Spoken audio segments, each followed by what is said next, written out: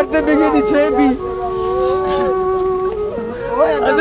Government जो ये lesson आहे उन ते इशू कराए पंहिंजी हिफ़ाज़त लाइ असां को गवर्नमेंट जो असांखे सहूलियत न आहे गवर्नमेंट जो उस्ताद अला रखियो निंदवाणी कुछ ॾींहंनि खां पंहिंजी ऐं पंहिंजे ॿारनि जी हिफ़ाज़त ख़ातिर बंदूक कुल्हे ते खणी स्कूल ईंदो वेंदो हो।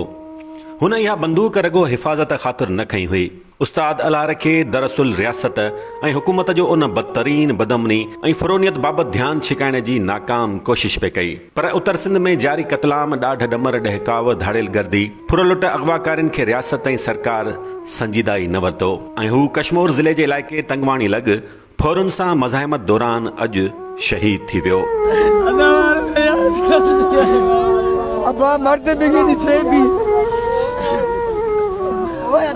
उस्ताद अला रखियो त सिंध जी तालीम ग़रीब सिंधी ॿारनि जे मुस्तक़बिल ख़ातिर पंहिंजी जान घोरे वेठो। हाणे संदुसि क़तल केस पुलिस रिवायती तरीक़े सां दाख़िल बि कंदी, पर छा हिन क़तल जा ज़िम्मेवार उहे बि न आहिनि जेके अवाम जी हिफ़ाज़त लाइ अवाम जे टैक्सनि मां पघारूं खणनि था, अवाम जे वोटनि ते असेंबलियुनि जा मेंबर बणजनि था, वज़ारतुनि जा मज़ा माणीनि था। उत्तर सिंध में हाणे हालतूं उत्तर वज़ीरस्तान खां बि बदतर आहिनि।